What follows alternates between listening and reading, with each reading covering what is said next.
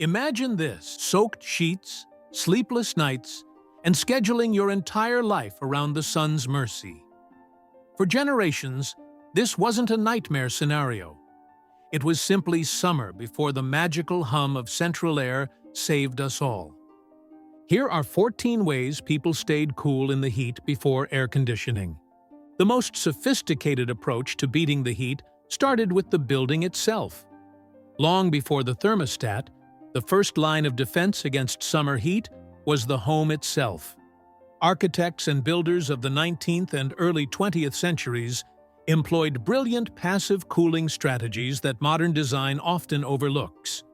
Homes were frequently built with incredibly high ceilings, working on the simple principle that hot air rises, lifting the most oppressive heat far above the living space.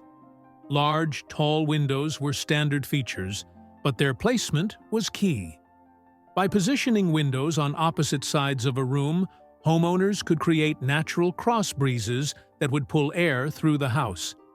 Many homes also featured transom windows, small hinged windows above doors that could be opened to allow hot air to escape rooms, even when doors were closed for privacy, promoting constant air circulation throughout the house. This thoughtful, climate-aware construction meant that the house itself was an active participant in keeping its residents cool. While homes remained hot, the public sphere began to offer pockets of relief. In the 1920s and 30s, movie theaters and large department stores became some of the first public spaces to install refrigerated air. They heavily advertised this new luxury, and it worked. On scorching summer afternoons, one of the most popular pastimes was going to the movies, not just for the film, but for the blissful escape of sitting in a cold, dark theater for a few hours. Malls and department stores also became popular destinations for people looking to do some window shopping while enjoying free air conditioning, a practice that drew in customers and transformed summer commerce. In the arid climates of the American Southwest, a different kind of cooling technology emerged in the 1930s: the evaporative cooler, more commonly known as the swamp cooler. This device was a game-changer for regions where the air was hot but dry. A swamp cooler works by pulling hot, dry air through water-saturated pads. As the water evaporates, it dramatically cools the air, which is then blown into the house.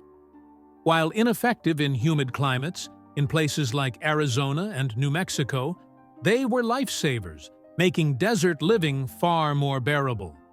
They represented an early, affordable form of mechanical cooling that predated the widespread adoption of refrigerant-based air conditioning in the region. Before electric refrigerators became household staples in the 1940s and 50s, families relied on ice boxes to keep food from spoiling. This meant regular visits from the Ice Man, who would deliver large blocks of ice with a set of iron tongs, often hoisted over his shoulder on a leather pad. These blocks were essential for the kitchen, but they also served as sources of relief from the heat.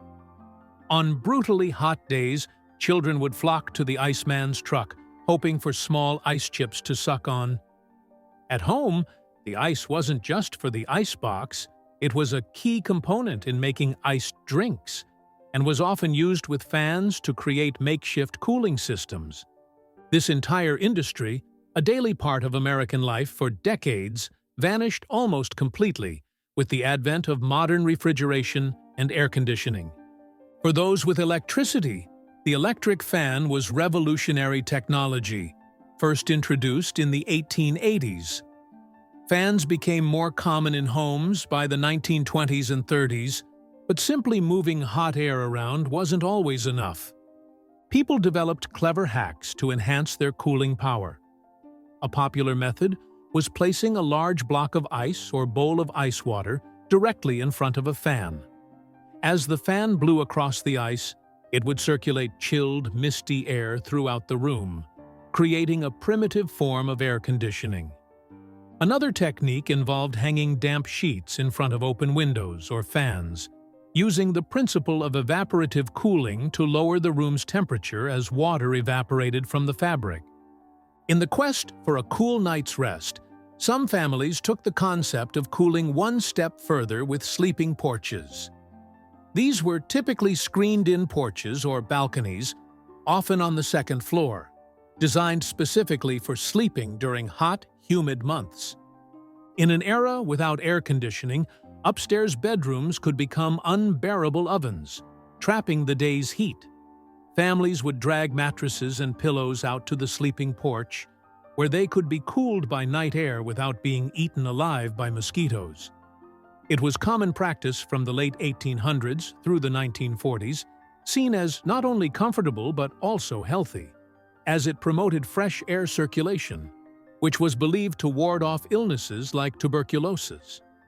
Falling asleep to the sound of crickets in a gentle breeze was a quintessential part of summer for many. When the heat became truly unbearable, families often retreated underground. Basements built from stone or brick offered natural refuge, with underground spaces that were naturally cooler, sometimes 10 degrees lower than upstairs rooms. The thick stone walls and earth insulation created natural refrigeration that made basements perfect sanctuaries during heat waves. These spaces weren't just for food storage. They became family gathering spots during particularly brutal afternoons. Children would play games, adults would read or do quiet work, and entire families would sometimes eat their midday meals in the cool sanctuary below ground level. Today, a front porch is often a decorative element, but before air conditioning, it was the most important room in the house. During summer, these large covered spaces provided crucial shaded areas where families could escape the stuffy, heat-soaked interiors. The porch was the center of social life. On hot evenings, you'd find neighbors gathered in rocking chairs, sharing stories, sipping iced tea, and catching up on the day's gossip while enjoying the evening breeze. It was a place for children to play, for adults to read the newspaper, and for the whole family to eat meals. The decline of the front porch as a social hub is directly linked to the rise of air conditioning and television, which pulled American families from their front steps back into the climate-controlled privacy of their living rooms. For immediate relief, cold water became a daily ritual rather than just a weekly hygiene practice.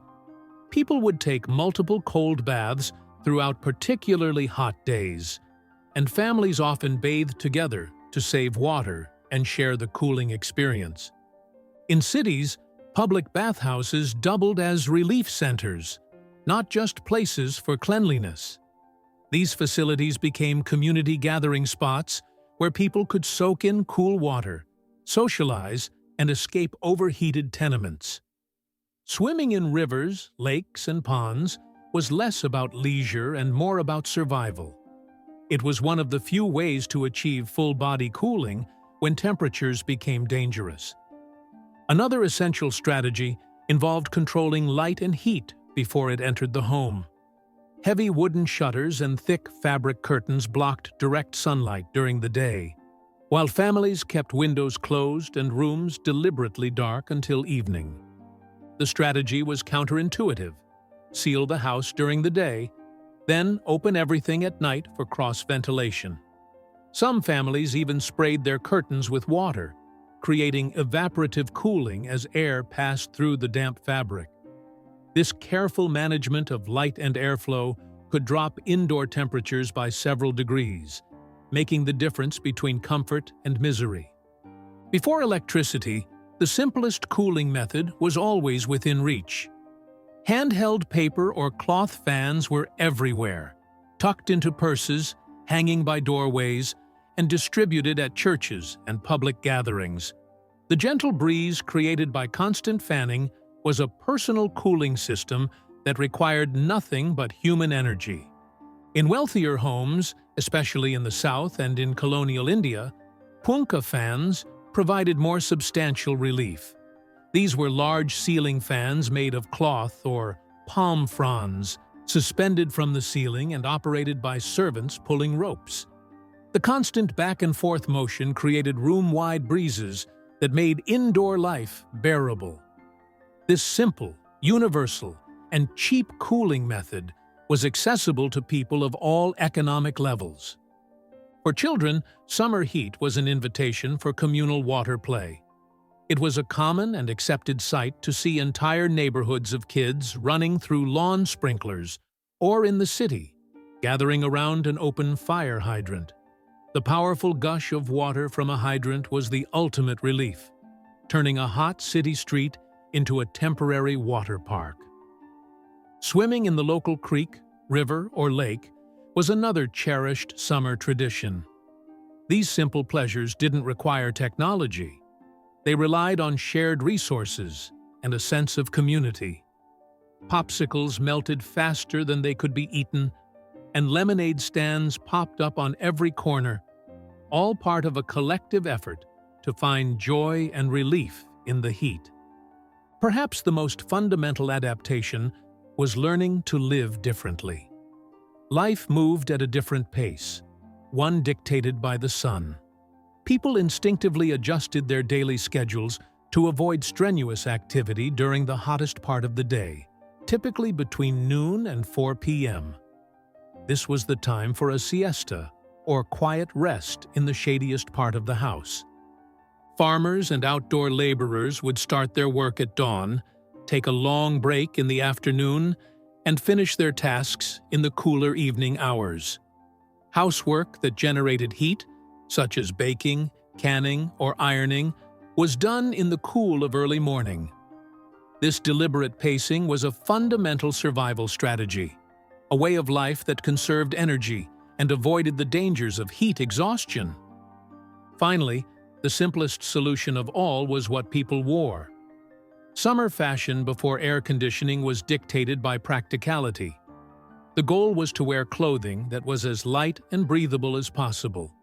Natural fabrics like cotton, linen, and seersucker were staples because they allowed air to circulate and didn't trap heat and moisture. Men often wore light-colored suits made of these materials, and at home, it wasn't uncommon for them to go shirtless or wear thin cotton undershirts. Women opted for loose-fitting, sleeveless cotton dresses. Children, in particular, spent their summers in as little clothing as possible, often just shorts or a sunsuit, and almost always barefoot. The idea of wearing heavy fabrics like polyester or tight-fitting clothes in summer would have been unthinkable. So if you didn't have air conditioning, how would you stay cool during the summer heat? Drop a comment below to tell us your favorite method.